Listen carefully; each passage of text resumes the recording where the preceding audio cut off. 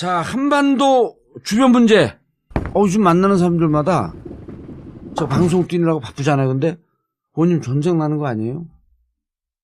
나도 이제 국제 외교 안보 이런 데 신경을 못 쓰다 보니까 방송에서 그런 얘기를 안 하려고 그래요. 그럼 일단 청취율 시청률이 떨어져. 정치 얘기만 딜해야 돼. 그냥 감옥 가냐 안 가냐. 네. 근데 그걸 무척 많이 물어봐요. PD들도. 근데 신기한 게 뭔지 아세요? 예. 그런 얘기를 하고 기자들도 하고 사실상 한국에서 얘기하는 게 다른 나라보다 훨씬 더 전쟁이 날 것처럼 얘기하는데 예. 실제로 그 얘기는 하면서 전쟁에 대해서 걱정은 별로 안 해요. 신기하지 않아요? 옛날 같으면 뭐 라면도 사고 할 텐데 그러네. 분명히 심각한 얘기는 더 많이 하는데 별로 준비를 안 해요. 예. 그런데 뭐 선제 공격, 선제 타격, 전쟁 나요 안 나요? 안 납니다. 김 박사님은? 안 납니다. 우리 봉도사님은 이렇게 단정적으로 예측하는 걸 좋아하시잖아요. 그럼요. 안 납니다. 그럼 날지도 모르고 날 가능성 없는 그건 한번 전문용어로 근데 하지 말라고 해요. 아니 남들한테는 그렇게 확정적으로 예측을 하는 것들을 주문하시면서 예. 지난번에 어떤 팟캐스트 들으니까요. 예. 뭐 선거에서 누가 이기냐 하니까 봉도사님이 남들한테는 확실히 말해 해놓고 자기는 표 많이 얻은 사람이 이겨 그렇게 말씀하시던데. 얼마나 정확해. 얼마나 정확해요. 전쟁 진짜 안 나요? 네, 안 납니다. 왜 전쟁 난다고 얘기하는데요? 선제 공격한다 그러잖아요. 선제 공격 얘기 미국에서 늘 하던 얘기입니다. 문제는 앞에 우리 맥락 빼는 게 유명하잖아요. 그렇죠. 만약에 모든 옵션이 좌절된다면 그럼 가야죠. 그게 항상 붙어있어요. 두 가지예요.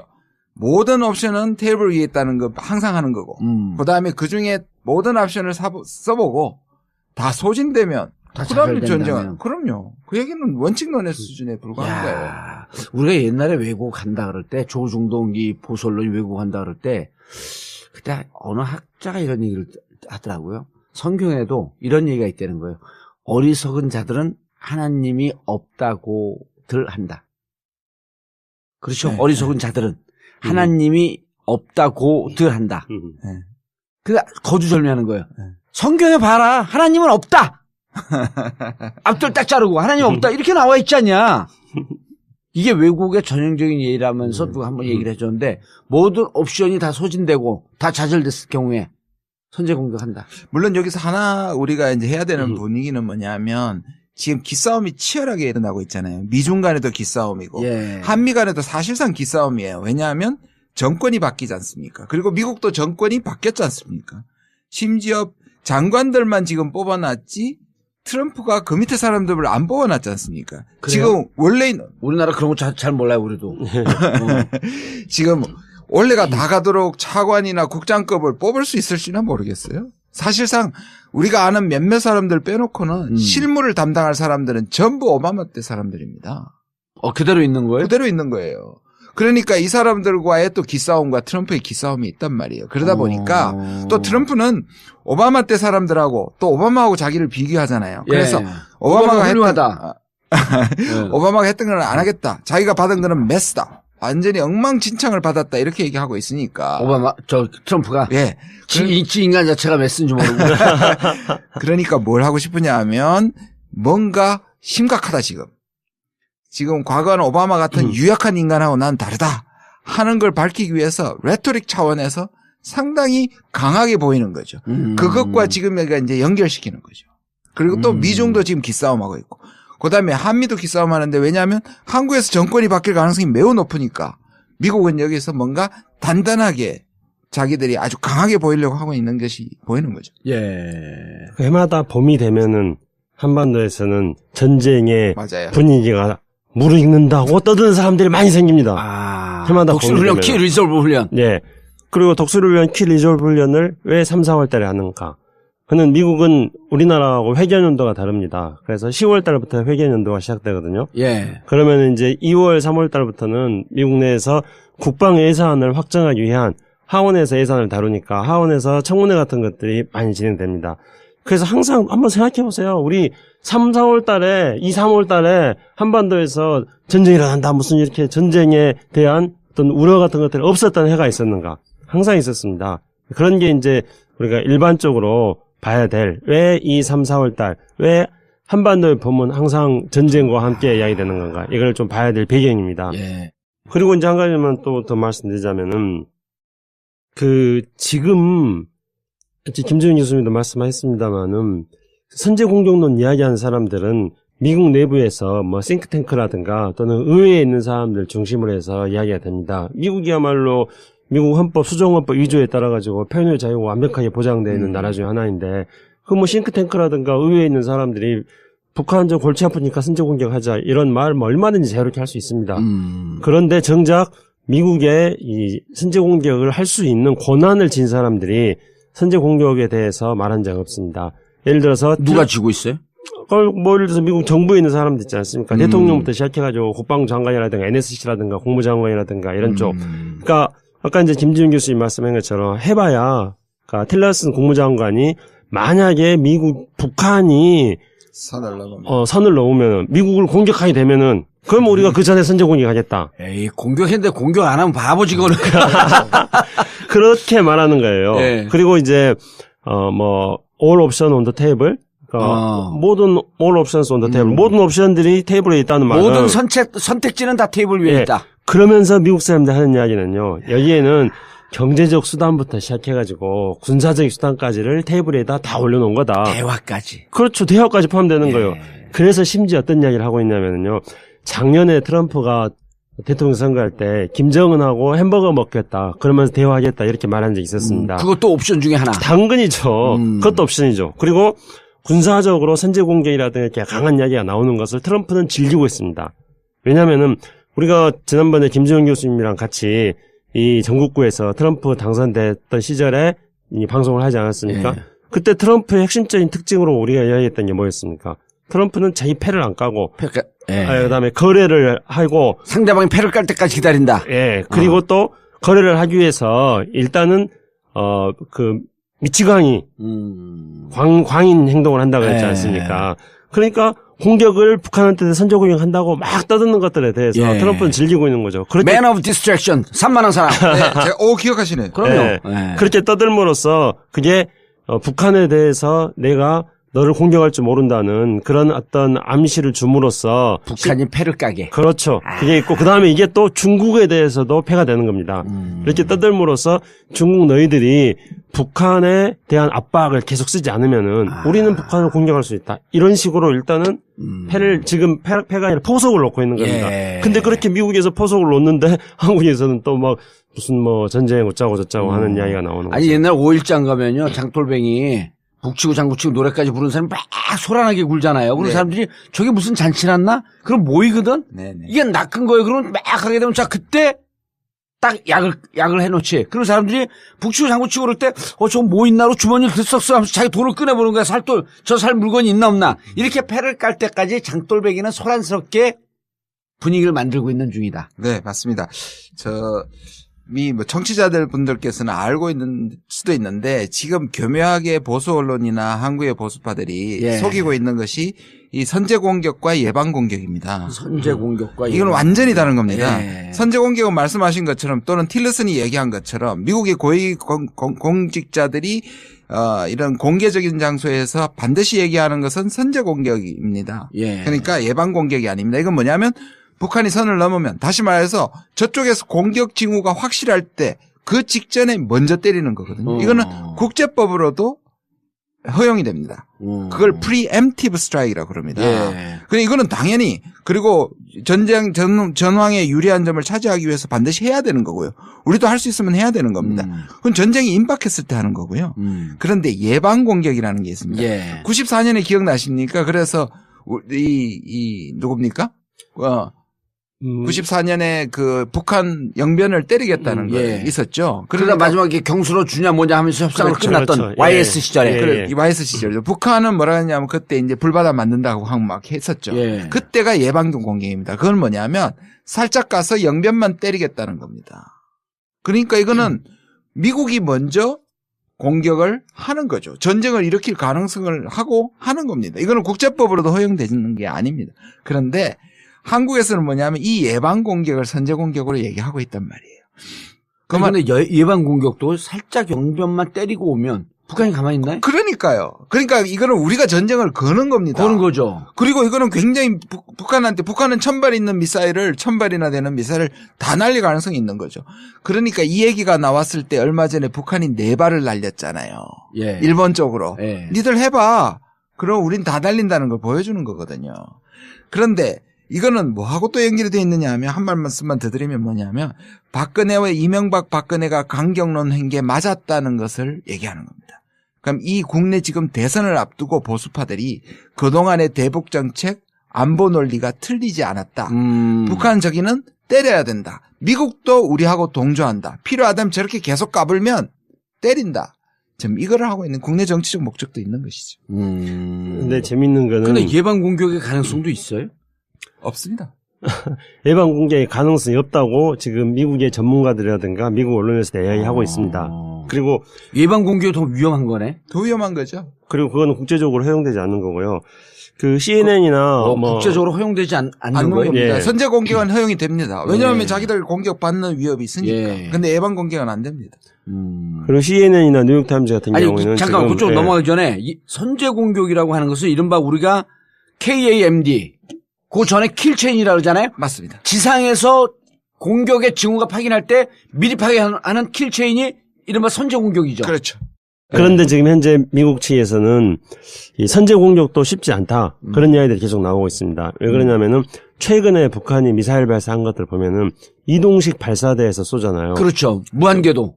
예, 무한궤도 지난번에 예. 북극성 2형이라는 예. 그 이상한 미사일을 발사할 때 IRBM. 예, 무한궤도에서 발사했지 않습니까? 그러면은 걔네들이 막 어디에 숨어가지고 갑자기 쏴버릴지 모르는데 예. 그런데 어떻게 선제 공격을 할 수 있겠습니까? 선제 공격을 하기 위해서 북한이 미사일을 쏘려고 하는 지점을 공격을 했는데 찾아야 되는데. 다른 데서 막 또 쏴버릴 수도 있는 거고 그러니까 탐지를 하기가 어렵습니다. 그러니까 이제 우리는 북한의 핵과 미사일에 대해서 킬체인을 구축해 나가는 것은 튼튼한 안보를 위해서 필요하다고 생각합니다. 그렇지만 그것에 대한 실효성에 대해서 우리는 또한 검토를 해야 되는 아니라는 거죠. 얘기인 그렇죠. 그리고 그리고 한 가지 덧붙이자면 그러니까 예. 옛날에 그 IRBM 전에는 이동식 발사대가 그 타이어 그 자동차에 실었다가 예. 그렇기 때문에 아주 협곡 이런 데 못 들어가 있는데 그렇죠. 지금은 이 체인으로 되어 있는 무한궤도 해가지고 무한궤도 탱크 예, 같은 예. 그래서 어디든 숨어 들어갈 수 있다라고 그때 예. 내가 전화로 원포인트 아, 레슨 맞아. 받을 때 얘기를 해줬잖아요. 예. 그래서 IRBM은 정말 위험한 무기가 만들어진 거다. 그리고 사출 방식 예. IRBM 예. 뿅 하고 뿅하고 올라가지고 올라갔고 예. 거기서 다시 점화가 되는 거예요. SLBM을 육지에서 적용시킨 똑같은 거죠. 예. 그렇게 되면 이제 넓은 면적을 필요로 하지 않습니다. 그러니까 SLBM처럼 보통 미사일이 발사될 때는 발사대가 있어가지고 예. 발사대에서 바로 점화가 돼가지고 하늘로 올라갑니다. 올라가는 게 아니고 예. 근데 그렇게 발사대에서 바로 점화가 되면은 화염이 바닥에 넓게 퍼지잖아요. 예. 그런데 지난번에 북극성 2형은 SLBM처럼 바닥에서 발사대에서 공중으로 한번 뿅 올라온 다음에 예. 사출이라 그럽니다. 아. 뿅 올라온 상태에서 공중에서 점화가 되는 거예요. 그래야지 다시 하늘로 필요하지 날아갑니다. 않다라고 하는 게 그렇죠. 왜냐하면은 그 어떤 연소 그 점화가 될 때 그때 화염이 공중에서 점화가 되기 때문에 화염이 넓게 안 퍼지는 거죠. 그러니까 좁은 면적만 있어도 발사할 수 있습니다. 그렇기 때문에 지난번에 지금 이게 완전히 그 성공한 거 아니에요? 그 사출 방식이. 그렇죠. 별 희한한 방식으로 성공한 거예요. 그러니까. 예. 그게 뭐야? 북극성 2호요? 예, 북극성 2형이라고 북한 사람이 하는데요. 지금 선제 공격이 이렇게 힘든데 예. 예방 공격은 더더욱이 무기고 전쟁을 거는 거니까 또 이 예방 공격이 약점이 있습니다. 그게 뭐냐면 미국이 전쟁을 걸 때는 미국 사람들 다 도피시키겠죠. 피난시키겠죠. 왜냐하면 ICBM이 있을지도 모르니까. 그 94년에 적어도 94년에 그게 하기 전에 그 예. 계획이 나왔을 때 한국에 있는 미국인들 10만 명의 대이주 계획, 대피 계획을 세웠었습니다. 그 말은 뭐냐면 예방 공격을 하기 전에 왁자지껄 움직이는 걸 북한이 모르겠습니까? 수십만 명을 데리고 가는데 그러면 북한은 더더욱이 숨길 것이고 그 전쟁은 전면전과 복보호복전이 된단 말이에요. 그러니까 미국이 예방 공격을 할 수가 없습니다. 부분적으로 예를 들어 영변처럼 아주 한 지역만 딱 공격하는 이런 것으로 미국은 상상하고 싶겠지만 예. 그 전에 자기 자국민들을 이 남한 땅에 있는 자국민들을 대피시키고 미국에서 또 대피하고 그러면 그렇게 호들갑을 떨면 북한에서 요것들 봐라 전쟁하자네. 네, 그럼요. 그리고 미리 쏠 수 있기 때문에 네. 네. 그리고 이제 지난 2월 10일 날 예. 아베하고 트럼프하고 만나지 않았습니까? 정상회담을 했었는데요. 그런데 아베가 3월 달에 음. 굉장히 재미있는 인터뷰를 했어요. 예. 트럼프하고 만났을 때 트럼프하고 그 북일 관계 개선, 북일 정상회담에 대해서 트럼프하고 협의했고 트럼프도 동의를 했다 이렇게 이야기했어요. 그래요? 네, 2월 10일 날. 그러면서 그럼 겉으로만 호들갑 떠면서 실질적 관계는 다 개선하고 나가고 있네. Man of Destruction 다 던진다니까요. 없이. 그렇죠. 어. 그러니까 트럼프는 아베가 그 북일 정상회담 하는 것도 하나의 머릿속으로 자기가 쓸 수 있는 수로서 좀 생각을 하고 있는 거예요. All option is on the table. 그렇죠. 그러면서 이제 그때 아베가 했던 말 중에 굉장히 재밌는 이야기가 있는데요. 자기가 트럼프한테 북한에 대한 선제 공격하지 말아달라고 했대요. 아베가. 왜냐면 그래요? 예. 그럼 자기도 직접 타격은 일본이 받으니까. 그렇죠. 그렇기 때문에 일본으로서는 굉장히 만약에 미국이 선제 공격할 경우에는 위험하기 때문에 선제 여기서 공격하지 말씀하는 말아달라. 선제 공격은 예방 공격을 말하는 거죠. 예방 공격을 말하는 거고 예. 그래서 예방 공격을 하게 되면 북한은 전쟁하지? 예. 그럼 가까이 있는 남조선과 일본을 때리겠지. 그 다음에 ICBM은 미국을 쏠 거고, 예. SLBM은 미국 앞바다에서 워싱턴 뉴욕을 때릴 거고. 야, 거의 이제 봉도사님께서 군사 전문가 수준이 다 되셨는데요. 예. 예. 근데 그럼 우리 사드로 방어하는 거야. 자, 48발만 먼저 쏴줘. 따가 하고 15분 기다렸다가, 30분 기다렸다 또 사드 장전. 근데 48발도 지금 안 가둔다는 거 아닙니까? 예. 이 발사대를 6개를 가져와야지 한 발사대당 8개의 미사일이 8개씩. 있으니까 예. 68에 48일 미사일이 되는데 2대만 가져온다는 거 아니에요, 지금. 그래요? 예. 12개? 16개죠. 28, 16, 예. 나 산수를 못하고. 아니, 군사 전문가인데 수학은 안 그러니까. 그러니까. 아니, 너무 군사 쪽으로만 꽂히신 것 같아요. 그래가지고 예. 그 사이에 잠시 산소가 조금 안 되시는 것 같아요. 아니, 우리는 근데 이게 국방 외교하면 재밌어요. 네. 근데 요즘은 이 전쟁 위협 때문에 사람들이 좀 더 재밌어 할 것 같아. 그러니까 아까 제가 말씀드렸잖아요. 예. 이게 지금 전부 두려워해야 되는데 왜 다들 이렇게 뭔가 막 재밌어 하죠? 그러니까 라면 사재기도 안 하고. 안 하고. 옛날에 물도 막 사대고. 예. 그래서 지하실에 인기가 있고. 그러니까 적어도 국방 전문가들보다 국민이 더 똑똑한 거예요. 아하. 그러니까 국민들은 그렇게 생각하는 거예요. 그동안에 계속 늑대야 아니었느냐. 항상 구체적으로 몇 년에 뭐가 있었다는 걸 기억하지 못하지만은 국민들은 몸에 그게 익숙해져 있는 거예요. 야, 항상 봄만 되면은 무슨 뭐 전쟁 노인이 뭐니 이런 이야기들이 나오지 않느냐. 국민들은 구체적으로 인식하지 못하면 그렇게 지금 다 받아들이고 있는 거예요. 그러니까 사적 현상이 안 생기는 아니 거죠. 그리고 주가가 안 떨어지잖아요. 지금 주가 최고를 달리고 있는데요. 미국도 주가를 최고로 달리고 있는데 지금 왜 전쟁을 합니까? 탄핵당하고 나니까 주가가 더 오르더라고요. 그러면. 주가가 미국도 최고예요? 미국도 지금 네. 최고예요. 우리도 탄핵 당한 다음에 주가 올라간 게 아니고 저기 검찰청 출두하면서 구속이 되고 이제 네. 대한민국에는 투명성이 강화된 나라가 되겠구나라고 하는 기대가 있었던 거죠. 자, 그런데 국민들은 이제 불안한 게 이런 거예요. 매티스가 왔다 갔다 말이에요. 예. 국방부 장관이죠. 네. 그다음 최근에 틸러슨이 동아시아를 쭉 방문했어요. 네. 그런데다가 또 한 축은 사드 때문에 중국의 경제 보복이 본격화하고 있어. 이 세 가지 요인들이 하면서 한반도 지금 뭔가 사고가 나는 거 아니냐? 이런 불안한 감이 있는 거예요. 제가 말씀드릴게요.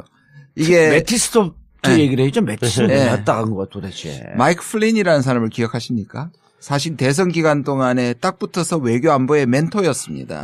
그 사람이 러시아 내통설로 사임을 했습니다. 사실 그 사람이 원래 이 안보보좌관이 가장 중요한 사람이고 예. 대통령에게 가장 가까이 있는 사람입니다. 안보보좌관. 네. NSC에 NSA라 그럽니다. National Security Advisor이라 그러는데요. 예. 근데 이 사람이 낭만을 하면서 이 사람은 트럼프와 생각이 거의 같았어요. 푸틴과 손잡고 근데 푸틴과 손잡고 친러 정책을 통해서 IS를 괴멸시키겠다. 이게 그리고 중국은 그걸 때리겠다. 압박하겠다. 예, 압박하겠다 했는데 이 사람이 낭만했지 않습니까? 예. 그러면서 그 사람 이름이 누구라고요? 마이클 플린이에요. 플린. 플린. 예. 예. 그런데 그렇게 되자 그동안에 이제 불만이 있었어요. 무슨 불만이냐면 미국의 군부와 관료들은 제일 싫어하는 게 러시아입니다. 군인들이 아직도 러시아가 주적입니다. 오히려 테러 문제 때문에 러시아를 너무 키워줬다고 생각합니다, 지금. 그래서 러시아 싫어요? 예, 러시아에 그렇지, 옛날에 냉전 그럼요. 체제. 그리고 지금 핵이라든지 가장 그래도 위협적인 건 러시아라고 생각을 하기 때문에 그래서 이 사람들은 뭐라고 생각하냐면 플린이 낙마한 걸 찬스라고 보는 겁니다. 그래서 매티스와 틸러슨 이런 모든 사람 특히 매티스가 지금 외교 안보 미국은 통일이 없으니까 예. 외교 안보를 완전히 장악하고 있다고 보여집니다. 그리고 내통설 때문에 친러 정책을 못하지 않습니까? 이참에 매티스가 다시 트럼프가 자기들과는 다른 전략을 하지 않게 지금 못 받기, 알받기 하고 있는 겁니다.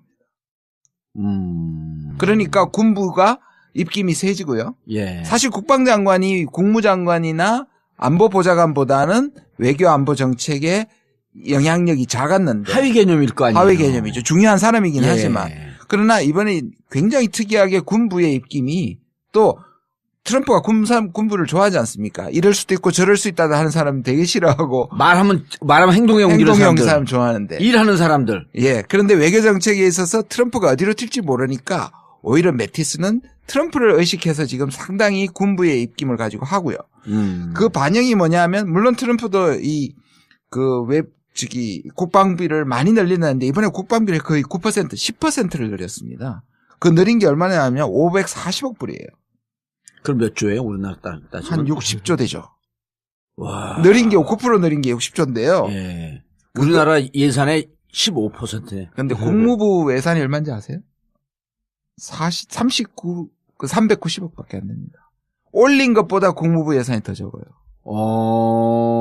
그리고 지금 약 한 700조 예. 정도 되는데요. 그런 점에서 지금 매티스가 거의 뭔가 700조쯤 되는 거예요. 전체 예산이요. 전체 예산이? 예. 어디 전체 예산이? 미국 국방 예산이 세계 국방 1위인데 예산 예. 700조? 예. 미 국방 예산이 6,150억 불입니다. 6,150억 불. 네. 미 국방 예산. 그럼 6,150억 불 하면은 우리 돈으로 약 한 700조. 650조 환율 좀 내리면 650조에서 700조 정도 되겠네요. 700조. 그리고 그럼 우리나라 예산이 400조니까 거의 2배 가까이 1.5배는 넘어버리네. 예, 미국의 국방 예산이 훨씬 우리 정부 예산보다 더 많았습니다. 아, 예. 중국은 어느 정도? 1조 위안을 돌파를 했습니다. 그러면 우리 환율로 치면 한 170조, 160에서 170조. 그렇죠. 165, 170 이렇게 배니까. 4분의 1 정도 되죠. 어허, 미국에. 그럼 170조로 해도 야, 4배가 넘네. 네. 5, 7, 35. 한 5배, 4.5배, 4.5배 이렇게 되네. 그렇게 많이 쓰면 미국에 돈이 어디 있어요? 그래도 미국이 전 세계를 그러니까 예. 야. 전 세계 1위인 거죠. 예. 중국 애들은 더 쓰고 싶겠네, 이거 보면은. 근데 이번에는 중국이 계속 두 자리 숫자를 한 20년 동안 하다가 예. 작년하고 올해는 한 자리 숫자의 증가율은 한 자리 숫자로 내려왔는데 미국은 이번에 상당히 많이 올린 겁니다. 9%. 예. 근데 이제 사회주의 국가하고 어떤 계산 다른 방법이 거죠. 다르기 때문에 동일하게 비교할 수 없습니다. 그런데 이제 트럼프는 계속 이야기하고 있는 거는, 지난번에도 한번 제가 말씀드린 기억이 납니다만은, 다른 나라들이 미국의 군사력이 무서워가지고 감히 건드릴 수 없는 그런 상태까지. 그래서, 무한대로 군사력을 키우겠다. 그래서 미국 스스로도 이 군사력이 너무 커가지고 사용하면은 대형 사고가 날 수 있으니까 차마 사용할 수 없을 정도로 군사력을 키우겠다.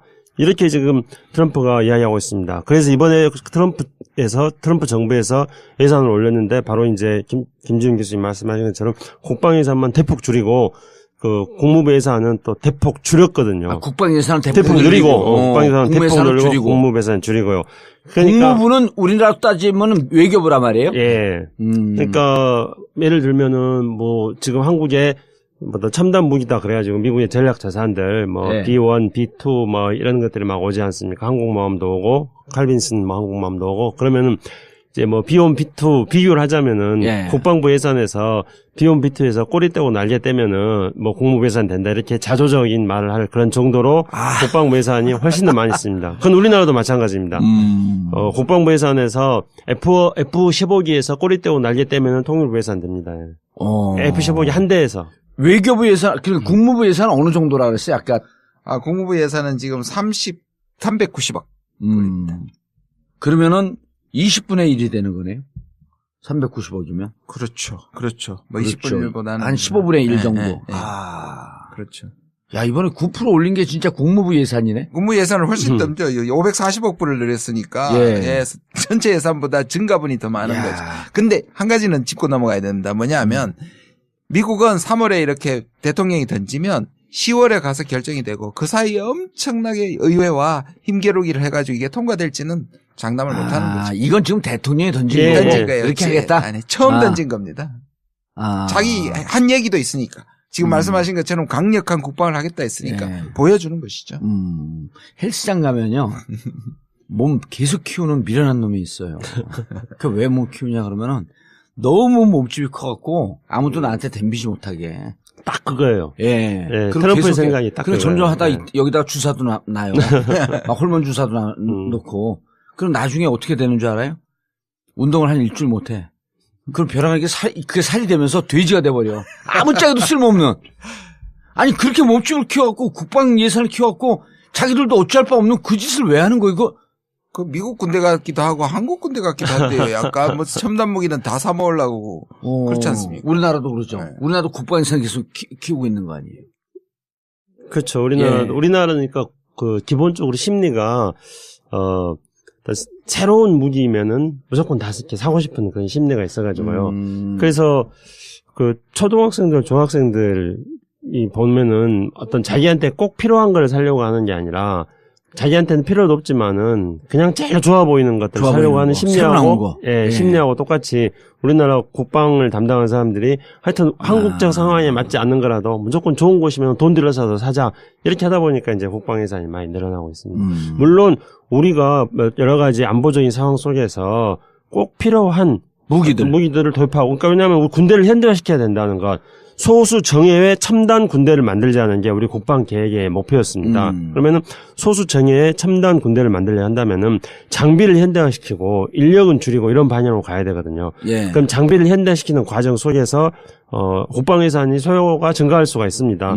그런 거는 우리가 합리적으로 판단할 수 있는 거잖아요. 장비의 현대화니까. 그렇죠. 첨단하니까. 그렇죠. 근데 그렇지 않는 데서 무조건 좋은 것만 사고 싶은 그 과정 속에서 이제 비리가 생기는 거죠, 또. 미국에서 실패한 무기라도 새로 나왔다 그러면 사고 싶고 예. 사드가 그런 대표적인 경우 아니에요. 그런 거죠. 사드는 실제로 실전에서 전혀 성능이 검증된 바도 없는데 예. 사드 만능주의에 빠져 있잖아요. 사드 물신주의. 그래가지고 예. 사드 믿습니다. 지금 아니, 이렇게 외치고 사막이나 있습니다. 앞에 바다를 그 환경으로 갖고 있지 않은 산에다 배치한 세계 최초의 지역이 우리 성주 골프장이라는 거 아니에요? 무슨 얘기를 하냐면요. 예. 북한이 한 500발, 1000발을 쏘면 와서 맞을 수는 있다는 거죠. 그러니까 사드를 한두 발을 쏘면 못해도 워낙 많이 쏘니까 사드에 와서 맞을 수도 있다는 조커가 나올 정도의 성능을 확신할 수 없는 거죠, 사실. 그런데 산다. 알겠습니다. 아니 뭐 예. 사는 건 아니고 그러니까 미국이 배치를 하는 거죠. 배치하고 지금. 이제 두 번째, 세 번째 우리가 사야 될 거 아니에요. 그럴 수순으로 갈 거다고 지금 예측을 하는 거죠. 한마디 전문용어로 아유 근데 하지 말라고요. 아니 남들한테는 그렇게 확정적으로 예측을 하는 것들을 주문하시면서 예. 지난번에 어떤 팟캐스트 들으니까요. 예. 뭐 선거에서 누가 이기나 하니까 봉도사님이 남들한테는 확실히 말해 해놓고 자기는 표 많이 얻은 사람이 이겨 그렇게 말씀하시던데. 얼마나 정확해. 얼마나 정확해요. 아 전쟁 진짜 안 나요? 네, 안 납니다. 왜 전쟁 난다고 얘기하는데요? 선제 공격한다 그러잖아요. 선제 공격 얘기 미국에서 늘 하던 얘기입니다. 문제는 앞에 우리 맥락 빼는 게 유명하잖아요. 그렇죠. 만약에 모든 옵션이 좌절된다면 그럼 가야죠. 그게 항상 붙어 두 가지예요. 모든 옵션은 테이블 위에 있다는 거 항상 하는 거고 그다음에 그중에 모든 옵션을 써보고 다 소진되면 다 그다음에 좌절된다면. 전쟁. 그럼요. 그 얘기는 원칙론의 수준에 불과한 거예요. 야, 우리가 옛날에 외국 간다 그럴 때 조중동기 보솔론이 외국 간다 그럴 때 그때 어느 학자가 이런 얘기를 하더라고요. 성경에도 이런 얘기가 있다는 거예요. 어리석은 자들은 하나님이 없다고들 한다. 그렇죠. 네, 어리석은 자들은 하나님이 없다고들 한다. 네. 그 거두절미하는 거예요. 성경에 봐라. 하나님은 없다. 앞들 딱 자르고 하나님 없다. 이렇게 나와 있지 않냐. 이게 외국의 전형적인 예라면서 누가 한번 얘기를 해줬는데 모든 옵션이 다 소진되고 다 좌절됐을 경우에 선제 공격한다. 물론 여기서 하나 우리가 이제 해야 되는 분위기는 뭐냐면 지금 기싸움이 치열하게 일어나고 있잖아요. 미중 간에도 기싸움이고 예. 한미 간에도 사실상 기싸움이에요. 왜냐하면 정권이 바뀌지 않습니까? 그리고 미국도 정권이 바뀌었지 않습니까? 심지어 장관들만 지금 뽑아놨지 트럼프가 그 밑에 사람들을 안 뽑아놨지 않습니까? 그래요? 지금 원래 우리나라 그런 거 잘 몰라요, 우리도. 지금 원래가 다 가도록 차관이나 국장급을 뽑을 수 있을지는 모르겠어요. 사실상 우리가 아는 몇몇 사람들 빼놓고는 실무를 담당할 사람들은 전부 오바마 때 사람들입니다. 자, 한반도 주변 문제. 요즘 만나는 사람들마다 저 방송 뛰느라고 바쁘잖아요. 근데 의원님 전쟁 나는 거 아니에요? 그 나도 이제 국제 외교 안보 이런 데 신경을 못 쓰다 보니까 방송에서 그런 얘기를 안 하려고 그래요. 그럼 일단 청취율 시청률이 떨어져. 정치 얘기만 딜해야 돼. 그래 감옥 가냐 안 가냐. 예. 근데 그걸 무척 많이 물어봐요. PD들도. 근데 신기한 게 뭔지 아세요? 예. 그런 얘기를 하고 기자들도 하고 사실상 한국에서 얘기하는 게 다른 나라보다 훨씬 더 전쟁이 날 것처럼 얘기하는데 예. 실제로 그 얘기를 하면서 전쟁에 대해서 걱정은 별로 안 해요. 신기하지 않아요? 옛날 같으면 뭐 라면도 사고 할 텐데 그러네. 분명히 심각한 얘기는 더 많이 하는데 별로 준비를 안 해요. 예. 그런데 뭐 선제 공격, 선제 타격, 전쟁 나요, 안 나요? 안 납니다. 김 박사님은? 안 납니다. 우리 봉도사님은 이렇게 단정적으로 예측하는 걸 좋아하시잖아요. 그럼요. 안 납니다. 그럼 날지도 모르고 날 가능성 없는 그건 그대로 있는 거예요? 그대로 있는 거예요. 그러니까 이 사람들과의 또 기싸움과 트럼프의 기싸움이 있단 말이에요. 그러다 보니까 또 트럼프는 오바마 때 사람들하고 또 오바마하고 자기를 비교하잖아요. 그래서 예. 오바마가 훌륭하다. 오바마가 했던 걸 안 하겠다. 자기가 받은 거는 메스다. 완전히 엉망진창을 받았다. 이렇게 얘기하고 있으니까. 오바마, 트럼프가? 예. 지 인간 자체가 메스인 줄 모르고. 그러니까 뭘 하고 싶으냐 하면 뭔가 심각하다 지금. 지금 과거는 오바마 같은 유약한 인간하고 난 다르다 하는 걸 밝히기 위해서 레토릭 차원에서 상당히 강하게 보이는 거죠. 그것과 지금 여기가 이제 연결시키는 거죠. 그리고 또 미중도 지금 기싸움하고 있고. 그다음에 한미도 기싸움하는데 왜냐하면 한국에서 정권이 바뀔 가능성이 매우 높으니까 미국은 여기서 뭔가 단단하게 자기들이 아주 강하게 보이려고 하고 있는 것이 보이는 거죠. 예. 해마다 봄이 되면은 한반도에서는 전쟁의 맞아요. 분위기가 무르익는다고 떠드는 사람들이 많이 생깁니다. 해마다 독수훈련, 봄이 키 되면은. 리졸브 훈련. 예. 그리고 독수훈련, 키 리졸브 훈련을 왜 3, 4월 달에 하는가? 그는 미국은 우리나라하고 회견연도가 다릅니다. 그래서 10월 달부터 회견연도가 시작되거든요. 예. 그러면 이제 2월, 3월 달부터는 미국 내에서 국방 예산을 확정하기 위한 하원에서 예산을 다루니까 하원에서 청문회 같은 것들이 많이 진행됩니다. 그래서 항상 한번 생각해 보세요. 우리 3, 4월 달에, 2, 3월 달에 한반도에서 전쟁이 일어난다. 무슨 이렇게 전쟁에 대한 어떤 우려 같은 것들이 없었던 해가 있었는가? 항상 있었습니다. 그런 게 이제 우리가 일반적으로 봐야 될, 왜 2, 3, 4월 달, 왜 한반도에 보면 항상 전쟁과 함께 이야기되는 건가? 이걸 좀 봐야 될 배경입니다. 예. 그리고 이제 한 가지만 또 더 말씀드리자면은, 지금, 김정인 교수님도 말씀하셨습니다만은, 선제 공격론 이야기하는 사람들은 미국 내부에서 뭐 싱크탱크라든가 또는 의회에 있는 사람들 중심으로 해서 이야기가 됩니다. 미국이야말로 미국 헌법, 수정헌법 2조에 따라 가지고 표현의 자유가 완벽하게 보장되어 있는 나라 중에 하나인데, 그 뭐 싱크탱크라든가 의회에 있는 사람들이 북한